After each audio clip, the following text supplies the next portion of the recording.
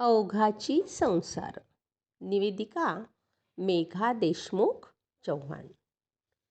मृगजळ ठाऊक असेलच सगळ्यांना. भर दुपारी तीव्र सूर्यप्रकाशात चमचमणाऱ्या वाळूमध्ये निर्माण होणारे ते पाण्याचे भास. ते भास आहेत हे न कळल्याने त्या मृगजळामागे पाणी समजून धावत सुटणाऱ्यांची फसगत होणे अनिवार्यच. असे काहीसे संसाराचे देखील आहे. संसारात धन दौलत, प्रतिष्ठा, मान सन्मान, प्रसिद्धी या व अशा अनेक ऐहिक गोष्टींच्या मागे माणूस धावत सुटतो. या सगळ्या गोष्टी कितपत खऱ्या आहेत, शाश्वत आहेत याचा विचार तो अनेकदा करतच नाही.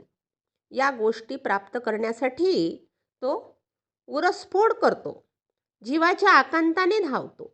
त्या गोष्टी मिळत असतीलही त्याला, पण त्या बदल्यात मानसिक शांती, समाधान, निसर्गाच्या सहवासातील आनंद तो तो पुरता हरवून बसतो. या गोष्टींच्या मागे धावण्यात आपले दुसरीकडे नुकसान होत आहे हे त्याच्या अनेकदा लक्षातच येत नाही.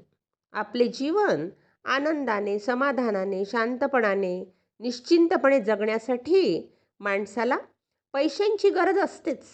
ते कुणी नाकारणारही नाही. मात्र कष्ट करून प्राप्त केलेल्या संपत्तीचा उपभोग घेण्यासाठी निरोगी मन, सशक्त शरीर, स्वस्थ चित्त व वेळ यांची गरज असते. या गोष्टी असतील तरच त्याला जीवनातील आनंद खऱ्या अर्थाने लुटता येतो व आयुष्य खऱ्या अर्थाने जगता येते. सततची मानसिक चिंता, काळजी, अस्वस्थता, बेचैनी, असमाधान यांचा ससेमिरा माणसाच्या मागे असेल आणि जे ऐश्वर्य मिळवलेले आहे त्याचा उपभोग घेण्यासाठीही पुरेसा वेळ मिळत नसेल तर त्याला जीवन आनंद कदापि मिळणार नाही. असे असेल तर त्याने जीव तोडून केलेले कष्ट, मेहनत, ऐहिक गुंतवणूक या गोष्टींचा फायदा तरी काय? जीवनातील खऱ्या सुखासाठी व आनंदासाठी यथायोग्य मर्यादित संपत्ती, निवांतपणा, चित्तस्वस्थता यांची नितांत आवश्यकता असते. हे लक्षात घ्यायला हवे. जीवनानंद मनापासून लुटायचा असेल तर अनेक मार्ग उपलब्ध असतात. उत्तम संगीत, निकोप प्रकृती, वंचित गरजू घटकांसाठी काहीतरी करण्याची तळमळ, निसर्ग सहवासाची आवड, निसर्गात रमण्याची वृत्ती, निसर्गाप्रती कृतज्ञ भाव या गोष्टी माणसाजवळ असायला हव्यात. त्या असतील तर त्याच्या आंजोळीत जीवनानंद भरभरून पडेल, यात काहीच शंका नाही. खरे तर जीवन जगणाऱ्या प्रत्येकाचे प्रमुख ध्येय आनंद प्राप्ती हेच असते. हा आनंद नानाविध गोष्टीतून प्राप्त होत असतो. साहित्य, स्वर, संगीत, सुगंध, प्रवास, निसर्ग, कला, क्रीडा या बहिर्गत छंदातून आंतरिक आनंद मिळतो. अनेक लहान सहान साध्यासुध्या बाबींतून आनंदाची अनुभूती येते.